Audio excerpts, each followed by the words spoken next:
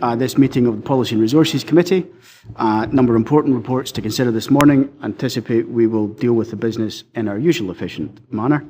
Rona, can you provide the SEDERUNT and any apologies, please? Thank you. We have apologies from Councillor Dryborough, and as we start the meeting, Councillors Brodie, Charteris and Charteris are not present. Councillor Nichol. Just make an apology from Councillor Charteris. Thank you. And Councillor Maitland. Apology from Councillor Brodie. Thank you very much. Item 2, declarations of interest. Do any members have a declaration of interest they wish to make? Councillor McClelland.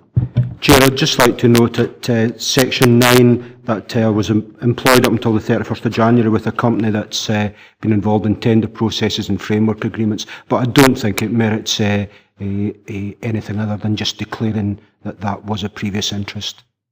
Thank you, Councillor McClelland. Any other declaration? Councillor Maitland. Yes, just in terms of the capital monitoring report, I am involved with a company that contracts with the council for electrical businesses. Thank you, Councillor Maitland. Any other member? In that case, we shall move on to item 3, the minutes of the meeting of 24th January 2019. Are we content to approve these? Thank you. Item 4 is the assessment of corporate governance arrangements, report by Head of Legal and Democratic Services. The Council is required to demonstrate that our systems comply with the principles contained in the SIPFA Code of Corporate Governance, and we periodically review arrangements against this code and identify areas for further development and improvement. We're presented today with an initial assessment which records current evidence of policies, processes and other arrangements and are being asked to consider and comment on the draft record of evidence.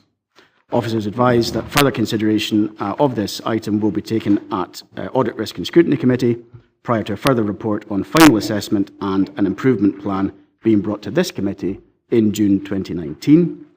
Rona will assist if members. Oh, I beg your pardon. My notes have not been updated and I didn't look up in time. So good morning, Nick and Claire. You are here to assist with any questions or comments that members have, and I'll open this up to members' debate.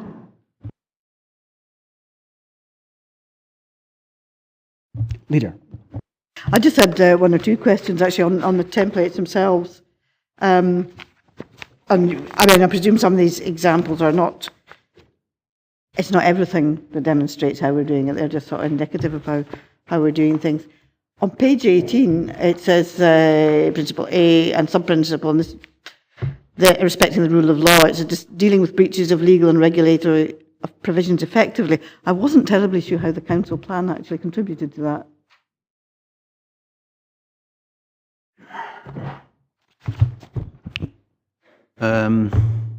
I think suffice to say, the council plan provides for evidence of the council objectives and the policies and principles, but which underpin the direction that the council is taking in terms of.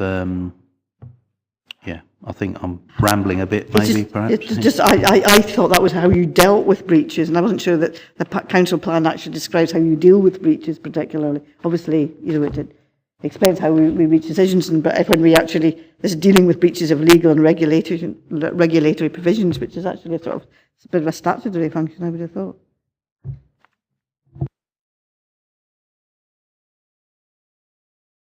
Sorry, and the other one, page 23, you have engaging with institutional stakeholders. It says South of Scotland Enterprise Agency. I would have put the South of Scotland Alliance in there, actually, because it's really quite an important way in which we work with others.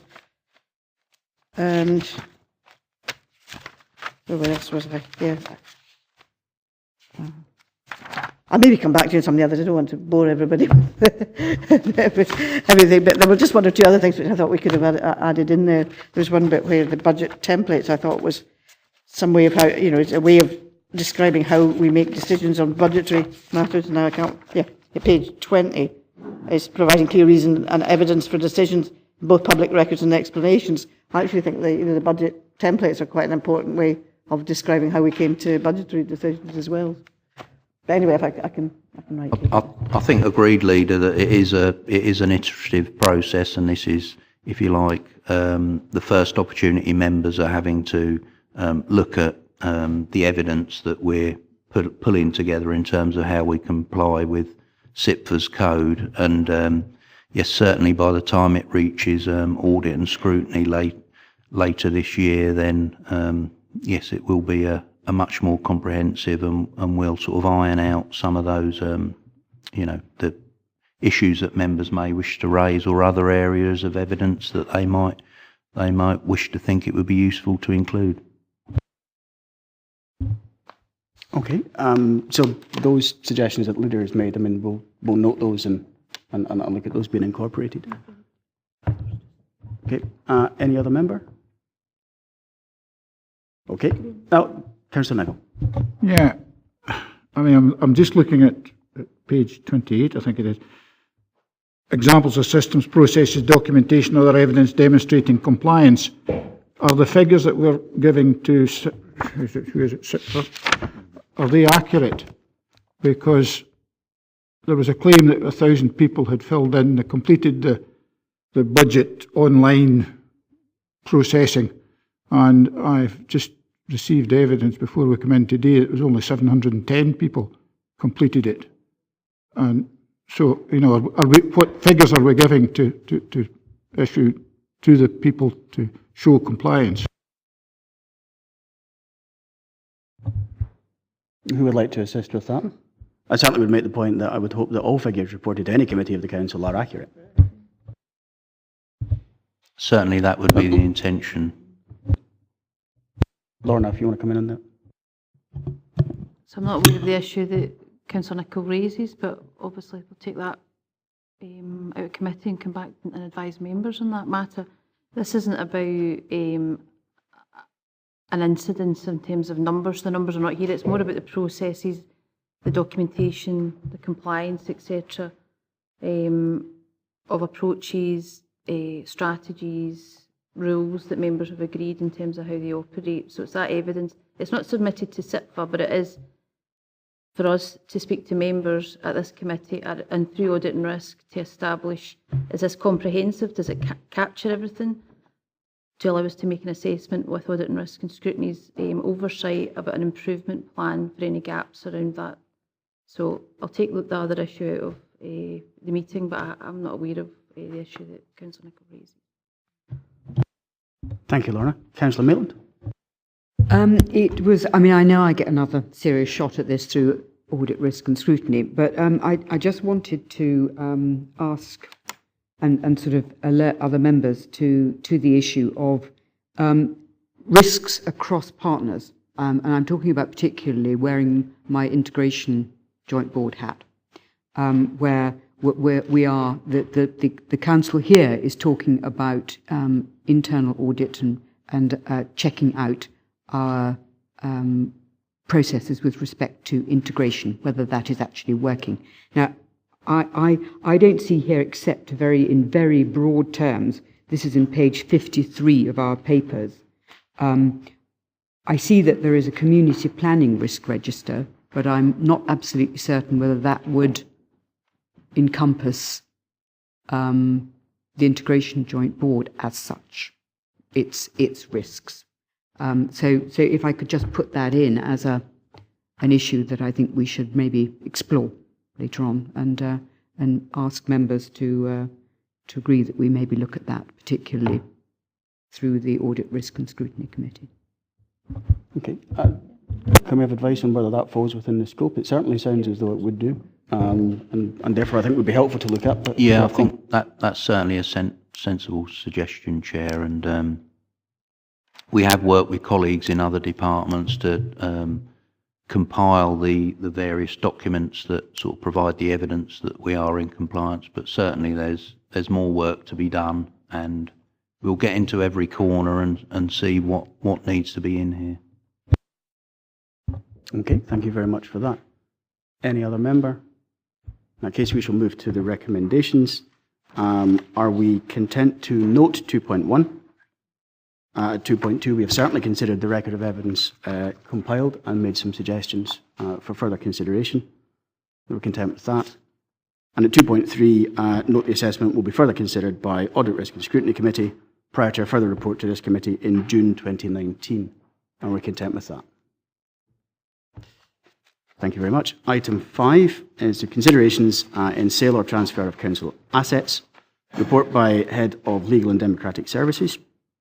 In recent committee debates, quite lengthy committee debates on community asset transfer requests and the sale of assets at less than market value, members have requested a report setting out in detail the considerations we may make in determining such matters, and in particular the legal mechanisms that may be considered in that process and the implications those may have. This report is now before us today, and Rona is here to respond to any questions members may have on the contents.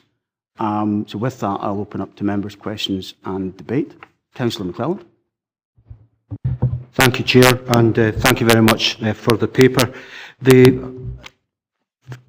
point I'd like to bring up, it's in relation to Section 8 of the Community Empowerment Act, and that deals specifically with common good assets. In the paper, I don't really see anything that reflects the common good and it's quite complex, the common good approach with the community asset transfer, in that there's a consultation process, and I would like if we could maybe see the paper evolved further to address that, and I'm pretty sure that would be beneficial to anyone looking to make an application at stage 1 and at the area committee level when the case it's undoubtedly going to happen in the future. We'll probably see it more and more where common good assets are looking to be taken on board by the communities, and I don't think the paper covers that in any detail whatsoever, and I'd like to see if we could maybe introduce something along those lines just to give much more information to people at stage 1 and area committees. Yeah, Rona, before I bring in, clearly I don't want to delay the guidance going to, well, it says area committees here. I think it means all members, and that's, I think, what the recommendation should reflect.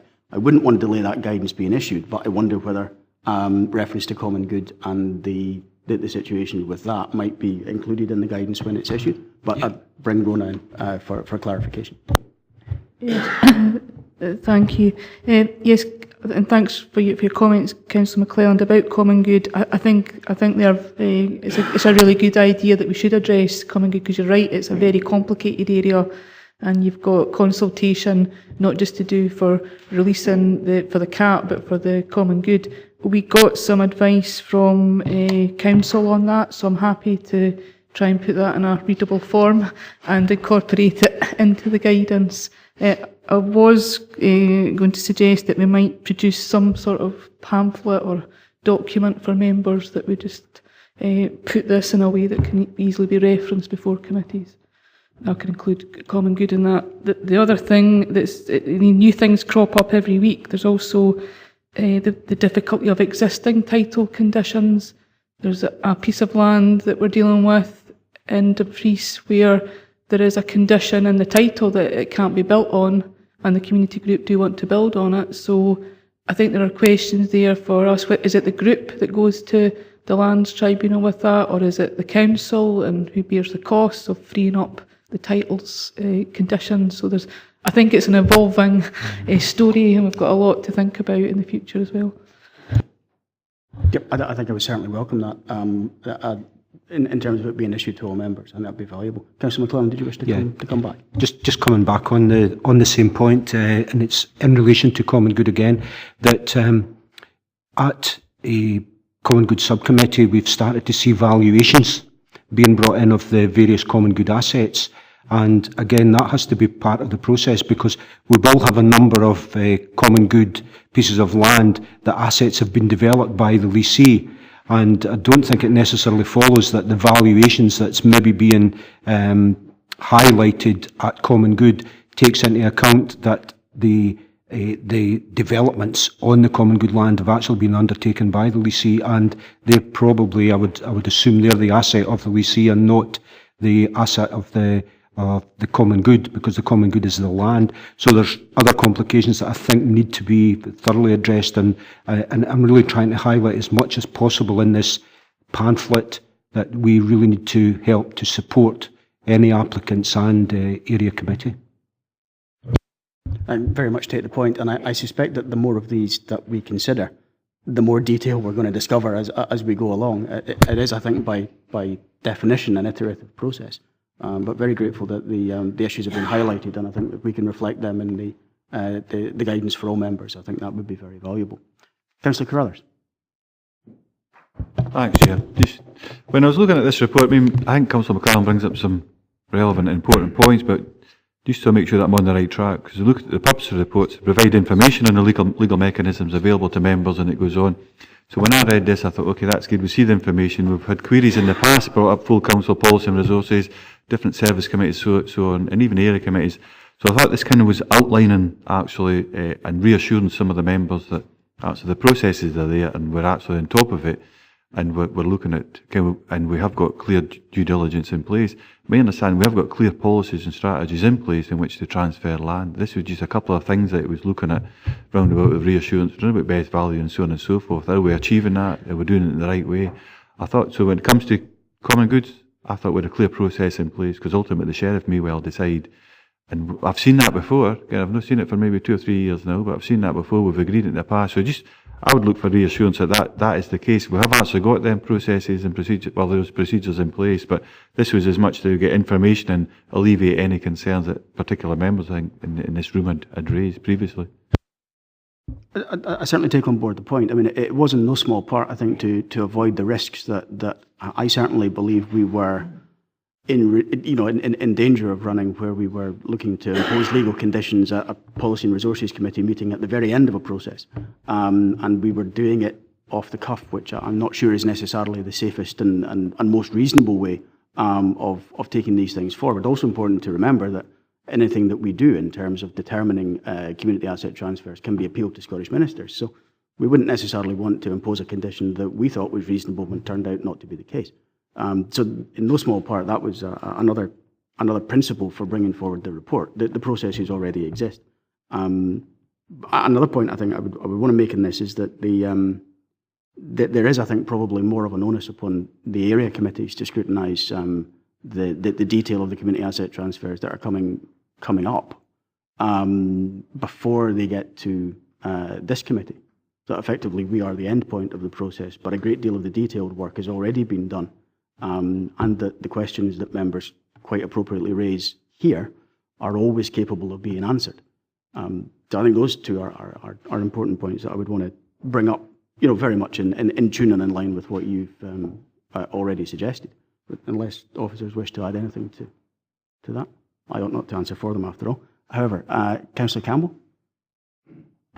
Thank you, Chair. I think this is a very good report. It's very helpful, and I'm happy that it gives me more information on processes. What I would like to raise, though, is a concern which isn't included in the report, and that is in relation to the timescales for asset transfers to be processed.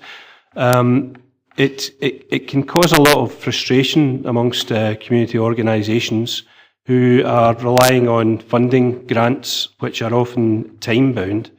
And it appears, as far as I can see, that when a transfer has gone through committee process, it tends to sort of drop off in terms of urgency. And, the perception amongst community groups can be that it's sitting in a file somewhere and not being processed. Would it be possible to build in a sort of reasonable SLA into the CAT transfer process? I'm mindful of resource implications within legal services and property services, but asset transfers, irrespective of the size, even if it's a small project, it's very important to a local community. And I think it would be helpful in terms of communication and to keep projects moving if there was some sort of timescale built into the transfer process. Okay. Rona, the one for you, timescales and communication. I can see that there are frustrations from time to time. I think your point though is correct, and that there would be resource implications in keeping to a timescale. I think both property services and legal services are finding it difficult to absorb the community asset transfer work within the existing resources. That there's different ideas that we've got about how we can achieve that, and if that is thought to be useful, we could bring that back in terms of perhaps increasing our use of paralegals for some of this work, and have a dedicated person in legal who would progress community asset transfers. So if that were thought to be something that members would want us to prepare, we could certainly do that. And then we would have, I think, a greater, we would be able to speed up the transactions that we're doing. Sometimes there are, complicating factors, particularly if it's common good, those timescales are out with their control, and sometimes there are title conditions. I haven't in the paper mentioned either the fact that we don't charge for our fees at the moment. A lot of other organisations who give grants do charge for the legal fees and their outlays. We do not do that, and maybe the committee needs to think about an approach to that for organisations, whether we have a default approach that there's a fixed sum, or whether we have a default that we don't charge. I think we need to be clear on that, because we're not always consistent on that either. Some organisations happily meet our fees and outlays, and in others we haven't been able to charge. Councillor Campbell, you want to come back? Yeah, thank you. I think that's a debate worth having, although we'd have to take into recognition, some organisations are very small and very much localised, and their ability to pay fees would be questionable. But if members are happy, I think that'd be a positive thing if we could look at reasonable timescales for the completion of transfers. Thank you. Thank you, Councillor Campbell. I think the point I would make is one on communication. I suspect that most community groups are entirely reasonable and prepared to be flexible. But if they are seeking support from funders will commonly have their own timescales, and if they don't then have an understanding of how long something might take, or even that there have been delays that have occurred and these are unavoidable but have changed when they might expect a community asset transfer process to be completed after it's come here, for example. I suspect that is in no small part the missing link. It's not necessarily that we must adhere rigidly to so many days, so many weeks, or even so many months. I think it's more a case of just letting organisations know that if things are particularly pressured and it's going to take longer than anticipated, they're able to build that into their plans and understand when things are likely to be resolved. As much as any other factor. I think that's perhaps something we need to consider. Councillor Maitland. Thank you, Chairman. I think this paper is an extremely useful commentary for and guidance for groups and officers, and I do thank the officer for bringing it forward. It would have been great if we'd had it earlier, but I'm very glad to see it now. I think we all recognise that communities want certainty when they negotiate with the council, and they want certainty about conditions and the consideration that they might be asked to provide. And although this is a good commentary, it still doesn't make things absolutely clear.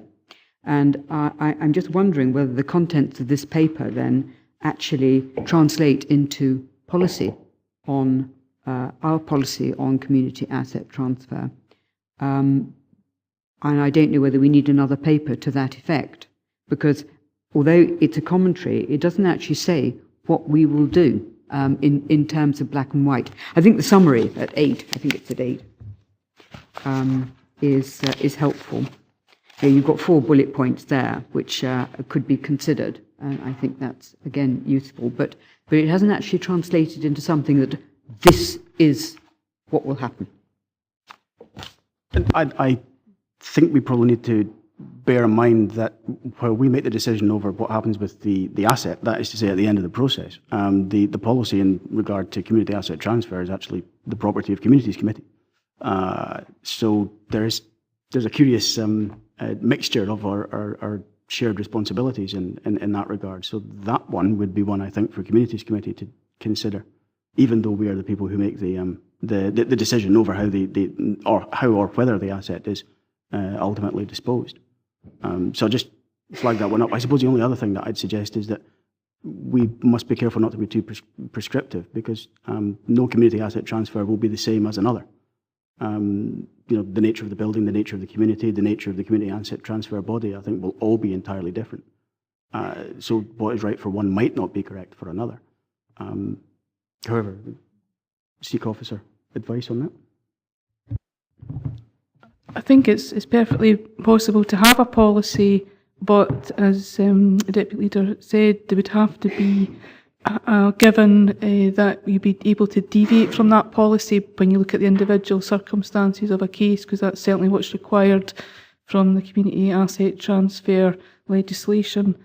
I think officers could perhaps overcome some of the difficulties by working together earlier, because at the moment it's very much a community's conversation with the groups, and then it comes to property services and it comes to legal services. I think if all the parties were involved way at the start, we may be able to come together and have smoother processes for the organisations, and also manage their expectations in terms of what conditions they might expect. Okay, that's helpful. Yeah, Councillor Milton, do you want to come back? Well, that seems to me to be eminently sensible. That arguably is an operational matter, but I still think that what we have at the moment is not necessarily absolute clarification on this part of the process in the community's policy. So, I mean, it might be that we recommend that communities thinks about what we've thought about here and amends their policy. I mean, I could do a recommendation to that extent. Certainly very happy to see that go forward. I think it would be logical, without a doubt. Both sets of members, I know there will be an overlap, but nevertheless should be fully up to speed with this, in my view. I'm sure we can arrange that, and we can have an additional recommendation if members are content. So, Leader, you had indicated next? Yes, oh, no, I beg your pardon, sorry. Councillor McKee was next. I don't know if I'm a lady, really. It was just really in the absence of Councillor Dryburgh. He'd had quite a helpful suggestion earlier in the week that with regard to this public information, that it could be displayed in the form of some sort of flowchart, which gives people, organisation, an idea of what happens under certain circumstances. And I just wonder, that might be an issue for communities to consider, but it seemed to me to be quite a helpful suggestion in terms of presentation of the information for members of the public. I'm very grateful for the point being raised. You certainly had it in mind that the guidance that was being issued to members should also be publicised, since community asset transfer bodies and the public should know what considerations we are making when we're determining things which naturally affect them and are of interest to them. So I think if that can be arranged, that would be very helpful. Councillor McKee. Thanks, Chair. It's just that, just as has been said, we're giving out different types of buildings. Sometimes they're not, there's nobody using them, and a community group wants to take them over, and that's quite simple, providing they're discussing it with the community, and that's great. But my concern is where there's a building in multiple use. We must be assured and made comfortable that all the groups used in these buildings have been involved in discussions with the group that's wanting to take the building over, to ensure that their liabilities are being looked after, and they will, if they want to stay there, they can stay there. There could be issues where a group wants to take it over and they're wanting to empty the building. They're wanting the whole building to themselves. And I don't think that would be acceptable to us, but we need to know about these things. But the main thing is that proper consultation is taking place with all the user groups, with the group that wants to take it over, before they come and look for an asset transfer. And they've got to prove that they have done this consultation. To me, that's the big issue. Very much take on board the point, and I believe paragraph 4.5 covers it rather neatly. And we are absolutely entitled to take into account impact on other groups as set out in the paragraph. And I would anticipate that is something that officers should be looking at when they're engaging with a a potential community asset transfer body in the first instance, and then that is being scrutinised in the first instance at area committees before it gets to policy and resources. As I say, my concern has been previously that we've ended up looking at the possibility of imposing conditions very much at the end of the process, rather than potentially some point earlier on during it, when there's much more opportunity for scrutiny and a more considered approach. But absolutely, the point you make is explicitly provided for. It should be something that we consider. Councillor McClelland? Thank you, Chair. It's going back to Councillor Campbell's point on the process once the community asset transfer has been approved and then it goes to legal and property services. I'm just wondering if, when we're looking at that, if we could possibly look at the opportunities where we can invoke the right to occupy, because that can speed the process up and it can get the community group in there, maybe starting off in work, especially where there's maybe some building works or whatever to be done. So I think if we could build that into that review, if possible, please. Okay. Ronnie, you wish to comment on that? No, it's perfectly sensible to do that. I think the one that you approved last committee, that's certainly what we did. We gave them a licence to occupy so they could get in and get their funding underway. Yes. Okay, Councillor Curtis, I beg your pardon. It was just a small point. I thought what Councillor Maitland was bringing up was quite valid. And this paper's actually about sale and community transfer. The focus predominantly within our discussion has been about a community asset transfer, fair enough, and that's what the paper tends to focus on. But what's probably missing for me, not overly protective over it, but the bit that's missing for me is we're not seeing what's happening in the wider policies. I think we should have some kind of feedback, whether we pick that up in the recommendations, as maybe has been mentioned, but this would affect maybe 2 or 3 documents, I think, if we agree our way forward. But I'm not seeing exactly where it is. Maybe it needs to come back to area committees or even just come back to here so we see where the documents that have been changed. I don't think they all lie in policy in communities. I think just community asset transfer does, but it may well affect the wider sale and so on and so forth. So it's not just community asset transfer, we're looking at sale as well. I think we need to be clear that whatever we're agreeing today, we do see in real terms how that affects the policies that we're changing. Okay, thank you, Councillor Crothers. Councillor Nicholl? Yeah, it's on the back of what Ian said there. We've been concentrating on community asset transfer, but a lot of us have got concerns about the other end of this, the process, whereby we have a community asset transfer. It went through okay. The business, the group are taking it over. Things progress over a period of 5, 10 years, whatever, 20 years. But at the end of that, if that group disbands or goes belly up, or that will be a technical description, I presume. But what happens then? And I think this paper tries to answer that as much as it possibly can. But I'm quite sure that in time to come, there will be a scenario which arises which this paper doesn't take into consideration. And hopefully we will be able to find a way around that. But yeah, I think it answers those questions. I know that Councillor Maitland and I have been sort of had concerns about this in the past, and hopefully that will this paper will sort itself out. The idea of a pamphlet, I think, is a guidance for groups who are even considering taking on that as a first-class idea, and that should be distributed to potential groups at the very outset, so that they've got something, gives them an idea of what they're taking on.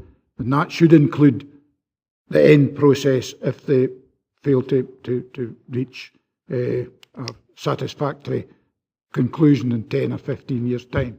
So I have no real problem with the paper, because I do think it tries to answer all those questions that we've asked in the past. Thank you. I appreciate the comments. Councillor Thompson? Thanks, Chair. Yeah, and I agree with that in that we should, I've been dying to get this phrase in, but front load the governance so that at the start of the process, that's where we're doing the sort of due diligence on the groups and providing the information required and doing the various consultations with other parties that may be interested, because that sets us up best for how it goes forward in terms of the best sustainability. But it did occur to me, and it's, I suppose, funny, at least to me, how the order of items in the agenda can get your head thinking a certain way. And we've just had the one about assessment of corporate governance. And it struck me that I was thinking, if we're going to make changes to recommendations in this report and we were to seek advice from governance, but the author of the report is the same person, is there something in there? It was just more of a curiosity. Is there something in there about, can we, is that something we need to sort of maybe look at? So there's a bit of a degree of separation, especially for single items like this, whereby the head of legal and democratic services is quite right to provide this report because we asked for it, but I think we've done it before where somebody would maybe allow somebody else to either be the clerk for that item or whatever, so there's not so you're not trying to see who's putting their hand up and answer a question at the same time, if you see what I mean. Rona, you want to come on that point? Yeah, no, there are two separate things. My reports, even though I write them, are governance checked by another officer. So in terms of the report, although it's mine, I'm subject to the same rules as everyone else. And when I'm sitting here, I'm providing governance advice on the conduct of the meeting, which is something quite different. So that's how I would answer that one. I think it's just if this item had got particularly unruly and you're having to provide that advice while answering, I'm just sort of saying there is, you could perceive that it would be some kind of a... I think in fairness, if the meeting gets particularly unruly, that's my problem. And I'll deal with it. However, you did win your bet and you may claim your prize later. Right, members, if there are no other comments or questions, we'll move to the recommendations. We have made a number of additional points, so we'll go through these one by one and try and make sure that I have captured them all sensibly. So at 2.1, we've been asked to consider the range of legal mechanisms available to the Council, etc., which we have certainly done. We're content with that. At 2.2, to note the circumstances in which it might be appropriate to use any of the mechanisms. Are we content to note that? At 2.3, agree that guidance containing this information should also be provided to, I want to say, all members, if members are agreeable, and also published. And published covers it. I mean, clearly we can do that by means of a written format, and we can also put it on the website, which I suspect will be more useful to most people. So provided to all members and published, if members are content. Councillor Maitland? Chairman, does that mean that you're simply going to send it out to members, or do you think that area committees should actually consider the report? I mean, if you put it into a report in area committees, it's then very difficult for any member to say, "Oh, I haven't seen it." Whereas if it simply goes out on an email, it's not necessarily going to be the case that it will be visible. So I rather agree with 2.3 as it currently exists. Well, certainly there would be no objections, as far as I can see, to the report going to area committees. Area committees, I don't believe, are going to be able to change the provisions of it if they discover something they don't like, because that would have to come back here for us instead. But certainly, I see no reason why the report couldn't go to area committees. And although what I would say is that it's important to make sure that the information is made available to all members by every means possible. And I do think that the point remains about publishing the guidance, because members of the community are entitled to know what we are considering and the basis on which we're reaching decisions about this, given not least it is community asset transfer. So how will that read in this instance then? My suggestion then is to include, should be provided to all members, reported to all area committees, and recognising their role in considering disposals or sale of assets, and this information is published. Members content with that? I think it covers all the bases. Okay. So at 2.4, agree that officers should discuss potential conditions with applicant organisations at an early stage and ensure that all considerations relevant to the use of such mechanisms from the applicant and the council's perspective are fully documented in any reports to members. I think that is critical, actually. Are we content to agree? Agree that the issues of valuation and assessment of non-financial benefits are fully documented in any reports to members. I was content to agree that. Councillor Thompson? I was just conscious of the earlier discussion on common good. I mean, is there something that we can explicitly capture somehow so that we're having regard for it as part of the process, if appropriate? And my view had been that we were going to incorporate that in the guidance that was issued. However, Rona, if you want to clarify. Yeah, I think it's worth doing a we can incorporate into that and provide members with some separate guidance on the difficulties in the process with common good and how we go through that. So certainly happy to do that in a way that's easy for members to understand. Members content with that? Okay.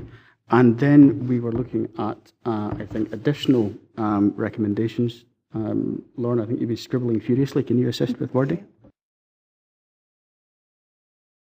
I think accepting that the early recommendation talks about the pamphlet and information, and that's covered in the publication in whatever fashion we want to do that.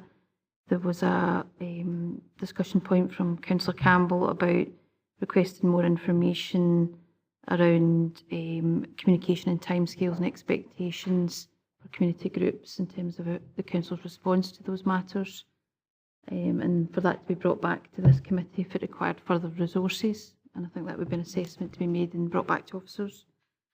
I think there was also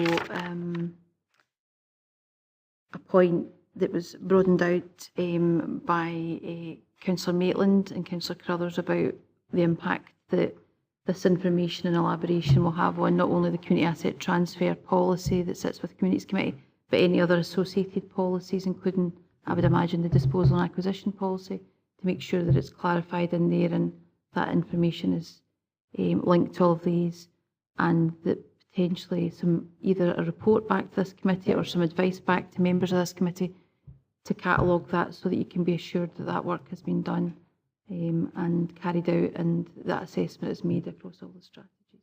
So we can pull those 2 points together. Okay, and unless I had missed it, the point was also referring this to Communities Committee with reference to the existing community asset transfer policy. Yeah. So I think it was effectively those three things if I'd captured, no, I haven't captured them, if Lorna has captured them correctly. Councillor McKee, did you wish to come in? Hi, do you think it would be going over the top to ask user groups to indicate to ourselves that they have been consulted properly? Or is that going too far?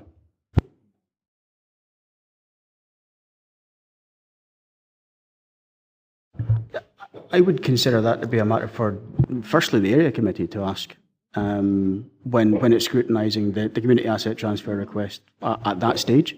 And I would hope if any concerns were raised at that point, they would be acted on between the area committee consideration and the matter coming to Policy and Resources Committee. Since the area committee does make a recommendation to Policy and Resources, so it's a powerful forum for this. It's not it's not just have a quick look and say you're happy. It makes a recommendation this committee considers. So I would expect that to be covered there, I think. Okay, members, are we content with those additional recommendations? This is obviously quite a complicated matter, but I'm very grateful for your input and consideration. Okay, we will move on to item 6, which is the Council Revenue Budget Monitoring 2018-19 for the period ending 31st December 2018, report by Head of Finance and Procurement. This report sets out a summary of forecast expenditure against the budgets available for each of the Council's services in the current financial year, including an update on progress on delivery of agreed savings. Also provides a forecast of year-end general fund balances and funding available to support investment in required savings through the Change Fund. Gillian Ross is here to assist with any questions members may have on the report. I also recognise that effectively this is a snapshot in time, and we've already considered a very substantial proportion of this at budget setting. However, it's the phasing of reporting to this committee which brings it at this point. So with that, I'll open it up to members' questions and comments. Councillor Johnson. Thank you, Chair. It's in relation to the Change Fund, really, on point 3.24, where we mention further opportunities being sought to replenish the fund. Because at the moment, when we look at the actual figures, which are highlighted in 3.21, we've had quite a severe depletion of this fund. And going forward with the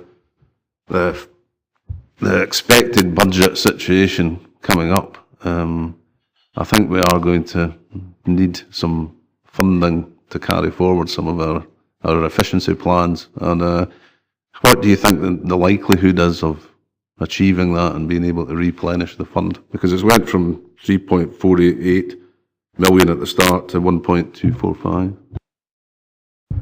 Thank you, Councillor Johnson. I am not sure that is an easy question to answer, Gillian, but have a go. Okay.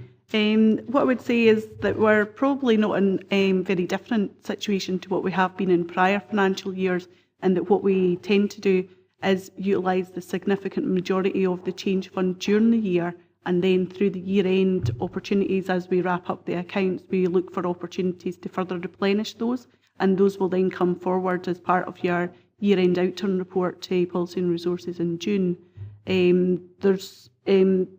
We'll obviously look to do that and come back with if there will be any kind of significant shortfalls in that. But given we've been very successful in the past, we wouldn't anticipate that it should be any different this year. Councillor Johnson, you want to come back? Thank you. So past performance is an indicator of future performance. But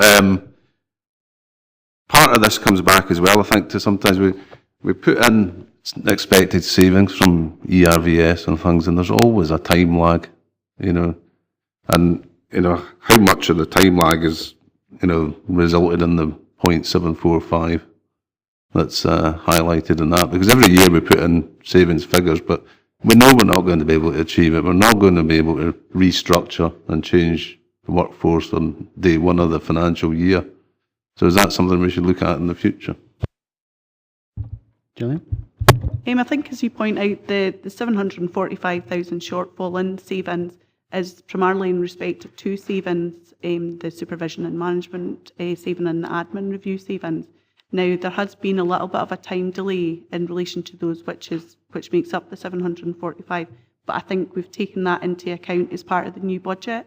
We recognise the delay in the supervision and management, and now there's full details in terms of the delivery of that going forward. There will always be a small timing aspect in terms of the delivery of some savings, but in the grand scheme of the level of savings that have been approved, it is very minor. Okay, any other member? Councillor Fairbairn. Thank you, Chair. Good morning, Gillian. It's 3.4 simple. Bullet point number 1. Could you expand a little on why we're having issues with the rates at Dalbeattie Learning Campus? Thank you. I think it is probably because the assessor is independent of the council. However, Gillian, if you want to answer. Yes, I think this has been a question that's come up in the last two reports during the year in terms of the report, and that the estimations that had been made as part of the business plan for the rates were lower than what the assessment had been. Opportunities to address that have been progressed by the service, and it's anticipated that those will be resolved for the new financial year. Thank you. Okay, any other member? Good. Perhaps we are still recovering from the setting of the budget. Move on to the recommendations. In that case, are we content to note 2.1, 2.2 and 2.3? Thank you. Item 7 is the Corporate Services Revenue Monitoring Report 2018-19. This report provides members with an overview of the financial performance against budget for corporate services for 2018-19 based on the monitoring information for the period to 31st December 2018. In summary, despite the pressures identified in previous reports, it is expected that the year-end position will be positive. And Gillian is still here to answer any questions on the report. Members, any questions or comments? Excellent. In that case, are we content to note 2.1, 2.2 and 2.3? Thank you. Thank you, Gillian. Item 8 is Capital Investment Strategy Monitoring 2018-19 for the period ended 31st December 2018. This report provides members with an update on the progress of the capital programme for the current financial year. The report also sets out the current position in respect of capital receipts and those anticipated to complete by the financial year end. Members will note that it is anticipated that the £48 million funding allocated in 2018-19 will be fully utilised in this financial year. Karen Donaldson is here to speak to the report. Karen, have you anything to add? Oh, and Paul, here you are. And Sorry, not at I this agree stage. as well. Happy to take questions. nothing any of you wish to add? Okay, thank you very much. We'll move on to members' comments and questions. Councillor Little. Thank you, Chair. I'd like to ask, well, just to really get a bit of assurance on the issue with the wireless technology in secondary schools. Now, we'd agreed funding of 1.8 million over 2 years, and that's been great. That's basically halved, and that's fantastic. But it says the majority of the equipment has been purchased and installed, but I am very mindful that this is not accessible to secondary pupils as yet. They're just about to set their exams. They should be doing revision and stuff. When can we see them be able to access that Wi-Fi? Graham, one for you, I think. The Wi-Fi is in place. The existing Wi-Fi that they've been using for the past number of years is still there and still functioning, so they do have access to the resources that they need. The new Wi-Fi is about a reconfiguration of that network to increase the functionality of it. That will be done over the summer holidays, and we didn't want to do it now and disrupt what's going on at the moment. So kit's in, everything's ready to go. It's a case of the most appropriate time to make any changes to the kind of ongoing operational Wi-Fi in the schools is during the summer holidays. So that's what's planned. Yeah, Councillor Little, you want to come back? Just a bit disappointed in that, because I was given assurance at the end of last year at a ward event that we could sort of disclose to the young people that they were going to be having access to this Wi-Fi very, very soon, and this has not happened. They don't really have, they've got existing Wi-Fi, yes, but they don't really have access to much. They're having to use their own data, and there's young people who don't have any devices at all. So it would be really good if this could be sort of implemented as quick as possible to help them with their studies. But I appreciate there's lots of different things that needs to be sorted first, but I am rather disappointed, I have to be honest. The timetable for that is determined by education themselves. It's not something that we determine. I was just about to interject to say that I believe that latter part of it would be a matter for SIPL. That is to say that the point at which they were content to see it switched on. I can't think of a non-layman's term for it, but I suspect this is one where two services are both involved with the matter. And the latter part of the implementation is SIPL's rather than ours here. Unless you want to come back, Councillor Little. Okay, thank you. Any other member? Councillor Nicholl. Yeah, thanks, Chair. Recommendation 2.3, agreed to release 123,000 to fund the purchase and installation of ICT equipment at the bridge. I understand that the bridge is going to be rented out to another body. Would it not be appropriate for them to find 123,000 for the purchase and installation of ICT equipment in case the stuff that we put in is not what they're wanting? And the second part of my question is, do we have a tenant? Graham, part of that at least is one for you, I think. Chair, I can certainly answer the first part of that question. The 123,000 is to put in the infrastructure to support the curricular needs of the bridge. It's not there to support the other operations that will take place in the bridge eventually. We are looking at being able to share that with them, but the prime purpose of that is to make sure that the bridge can operate as a school in effect. Councillor Nicholl.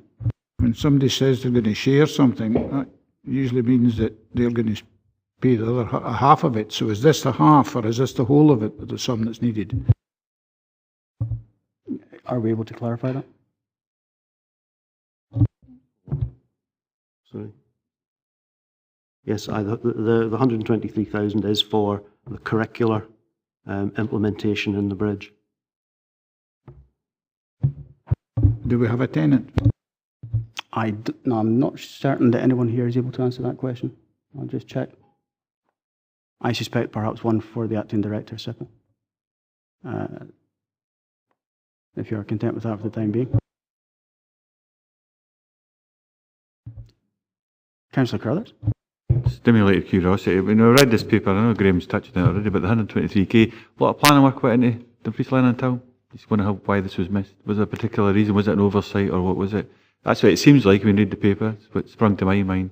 Or was there, and maybe a wee bit more detail in regards to what it's actually being spent on. I know it's for curricular needs, it's being explained, but what actually on the ground does it deliver?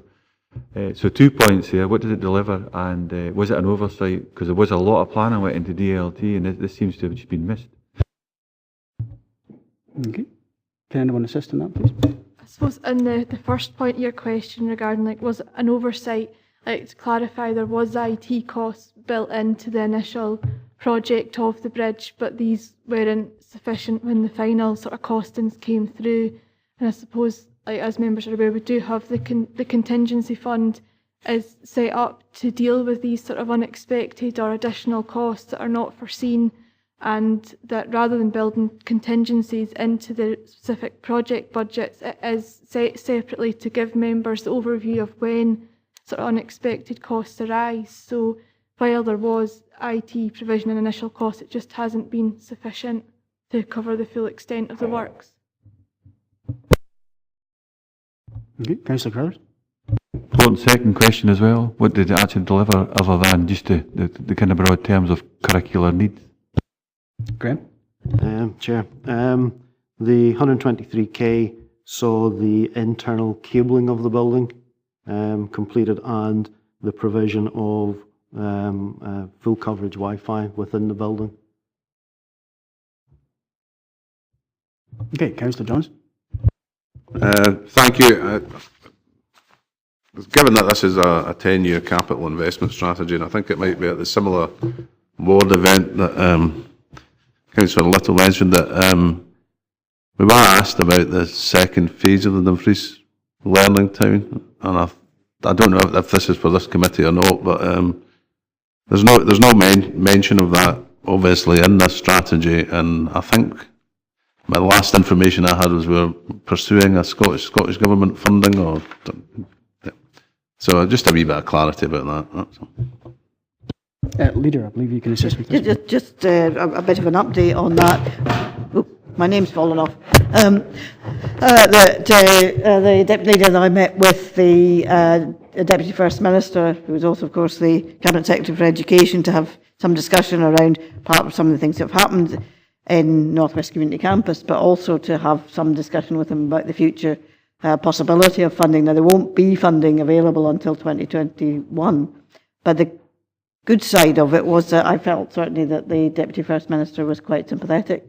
He understood particularly the problems of the high school, which he said he had a similar issue in one of the schools in his own constituency. And I think there was certainly a degree of sympathy for making funding available, though obviously we'll have to put together the appropriate business cases and so on. But, so discussions have been held. I also understand that the next week the Acting Director of SIPL also met with Scottish Government officials to discuss progress with it as well.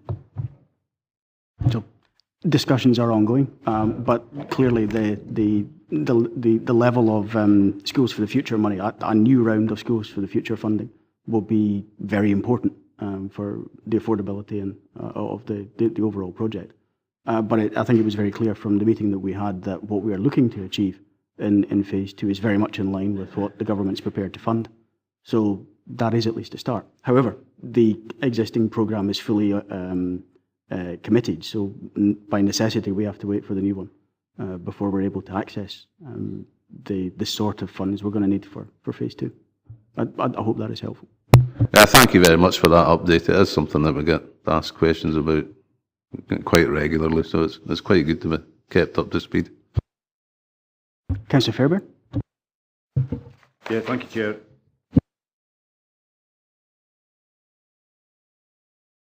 The back of Councillor Carruthers' point there, 123,000, seems a bit of a glaringly obvious oversight, doesn't it? If you were to say to me in my business, Doug, you need to produce 123,000, I wouldn't be best pleased.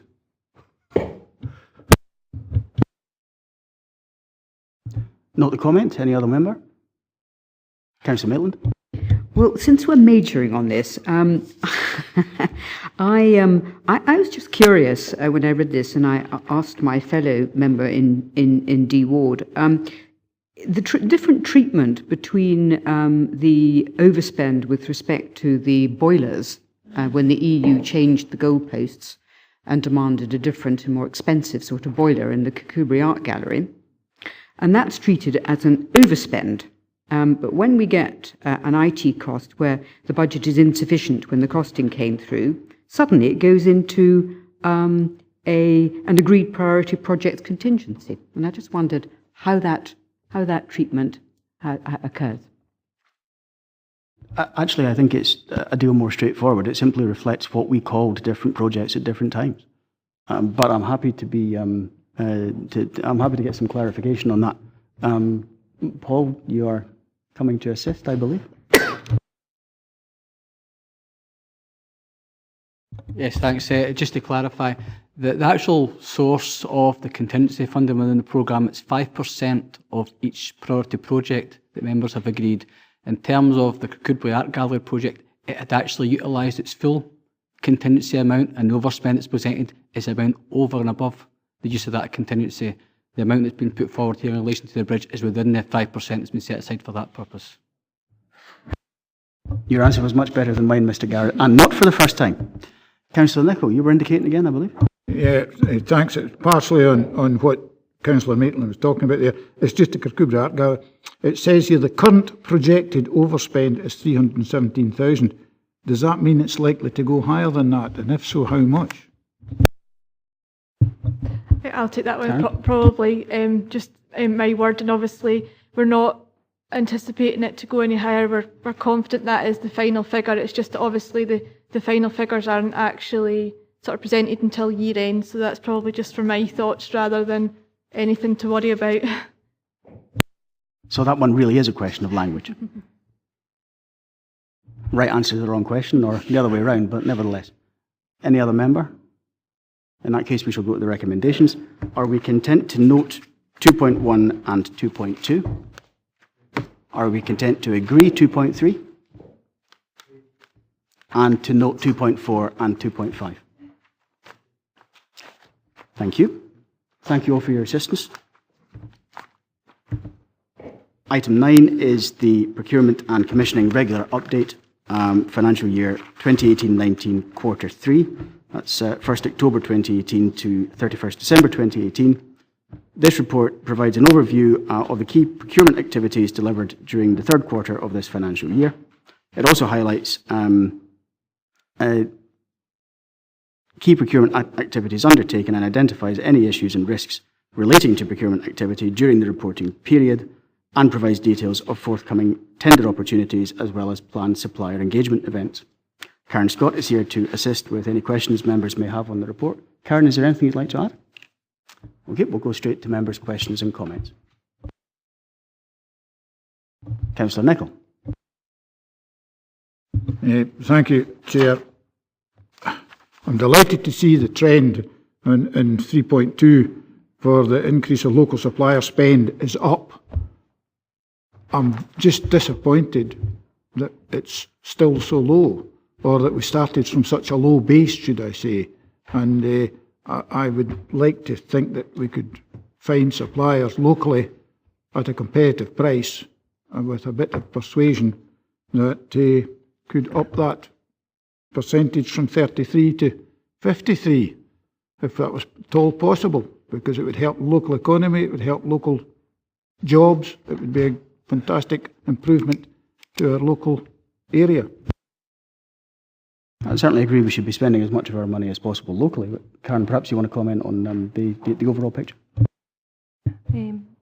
Completely agree. It's a really positive to see the increase going up to the 33%, which does see us sitting above the national average again in terms of our local supplier spend. That was the intention of the 30% target that's set against this performance indicator for this financial year, which was also seen as performing above the national average in relation to local spend.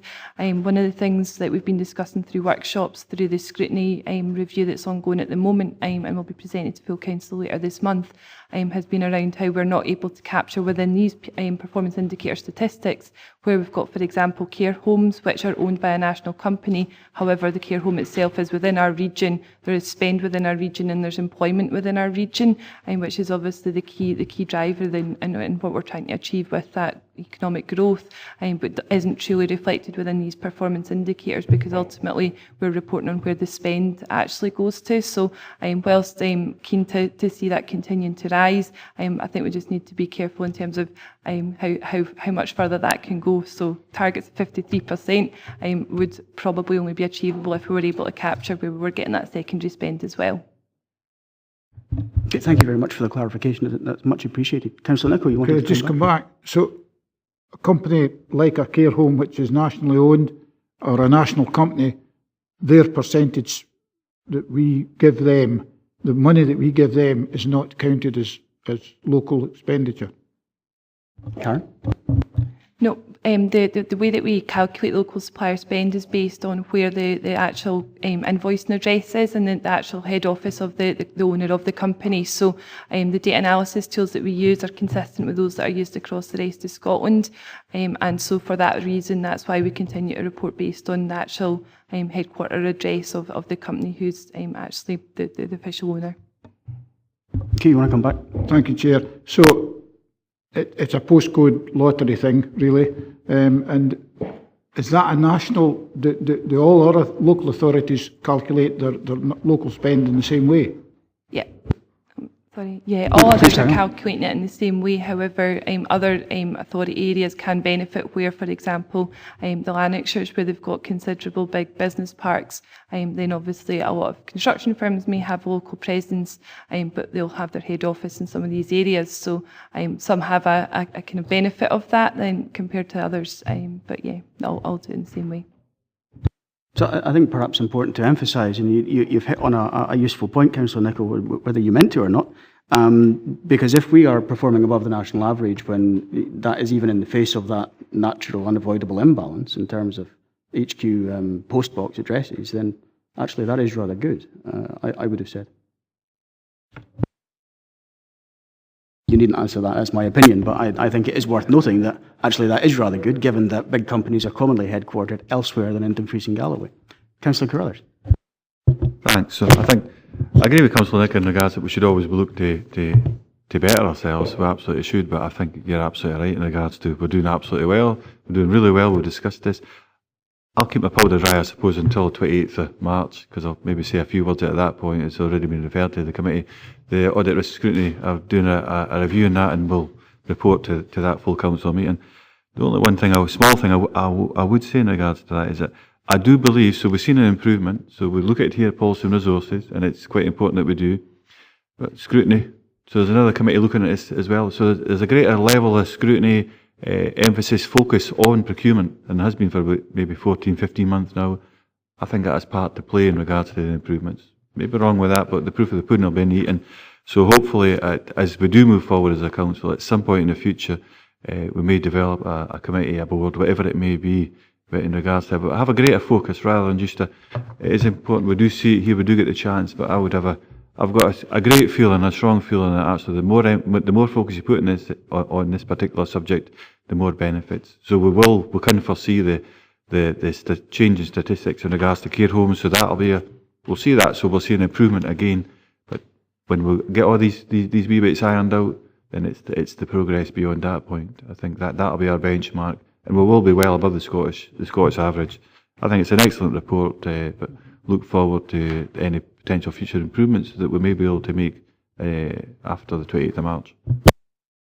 Thank you, Councillor Carruthers. I look forward to the report of the scrutiny review. Councillor Maitland. Thanks. Carrying on really from what Councillor Carruthers was saying, all the information really in Appendix 1 is extremely interesting. I'm just wondering if you could help me with respect to the very top of page 118 with respect to the review about social care services.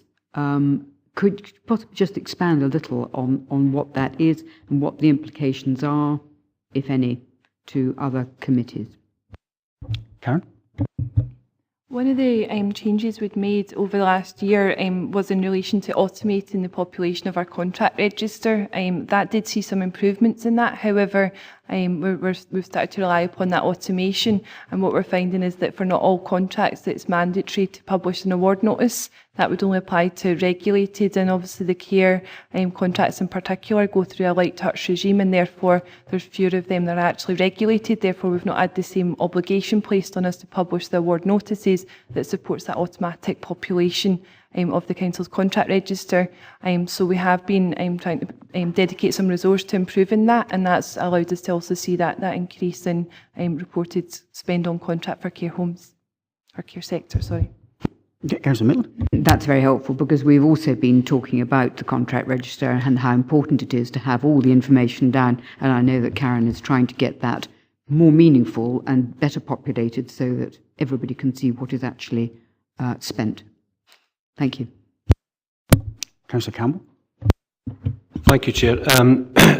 My original question is partially been answered in relation to a target for supplier spend, and I think it is good news that it is increasing. But I'm interested in the supplier events that are held, the correlation between those and increasing supplier spend. And a couple of questions. Are we going to meet the target of 20 by year end? And is there anything else we can do, particularly in relation to smaller businesses, to encourage them to submit bids for contracts? Okay. In terms of the supplier, to take the kind of first question, the supplier events that we've been running this year, we've tried to change so it's less of a sort of classroom style and encouraging people purely to register and making it more of an engagement exercise where we've actually got live opportunities coming up. So I think one of the things that we're starting to see through the Q3 spend information, we did a lot of work with trade organisations, and we ran a series of events, some of which were reported in last financial year, that actually was in advance of us setting up a new framework for our trades contracts that are now starting to come through in terms of that local supplier spend that we can see in the report today. So I do think we're starting to see the benefits of that coming through, hence the reason we've had that increase, given the work that was probably undertaken about a year ago. In relation to the delivery of all 20 events by the end of the financial year, I think that's a bit less likely, but I think what we've had a bit of a refocus in Colleagues in Economic Development have been looking at actually what events do we run, and some of the feedback that we've been getting from people who have either attended or have decided not to attend, where we've had to cancel events that I've referred to in previous update reports. We're actually finding that it's that kind of one-to-many, and having a mix of different commodity sector providers sitting in a room where we've got a care provider sitting next to an engineer. So we've actually been trying to tailor that to a more one-to-one support, which again targets the smaller businesses. So the events are not being classified as events as such, and it's more of an informal one-to-one training that's been getting promoted over the last few months, which obviously doesn't factor into the formal event figures, but is still providing that support. Okay, thank you very much for that. Councillor Thompson. Yeah, thank you, Chair. It was related to Councillor Maitland's question, but specifically on off-contract spend. So obviously the review of spend has picked up, as you've alluded to, in terms of social care. It was just to get a sense of what else is there that's off-contract that hasn't been sort of aligned with something else. And similarly, on the second paragraph on page 118, it does talk about reviewing how we implement collaborative contracts. So obviously that's of great relevance to how we deliver social care, because it's a partnership arrangement. But I suppose the question is, when will this information come back in terms of the review, given that you've had to re-resource it, if you like, given the loss of the graduate? Karen? In relation to the off-contract spend, we're continually reviewing that. So every quarter we do have an analyst who sits and reviews the opportunities within that. A significant proportion of that will sit as under £50,000. So that comes back to the issue that was raised previously by Councillor Maitland in relation to that population of the contract register. So obviously for under £50,000 it's just the publication of the award notices, because they're not mandatory through the regulation. So we're continuing to try and capture that information and improve the publication of that to develop the contract register.